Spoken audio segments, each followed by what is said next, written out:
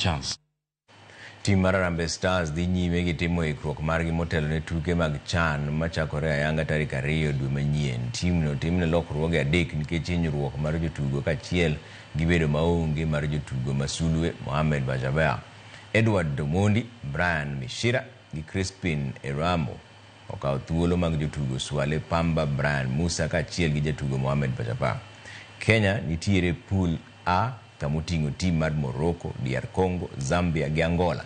Kanowuoyo gi jofwambo, kocha mar Harambee Stars Benny McCarthy nolero ni ikruok margi ni kare. Our home games away, so now playing back home with the fans, I think it's going to motivate us, and I'm sure we're going to perform. So again, we just want to tell all the Kenyans to come and support us, because on Sunday we're going to perform and we're going to do our best. And of course, we're going to do everything to make sure that the trophy stays in Kenya. Whether it's CHAN, World Cup qualifiers, World Cup, any major tournament, you have 3-4 matches max. And Bang' tieko tielo mar tuke mag wards e piem mar laro kombe Foundation Super Tournament e kar chung' od bura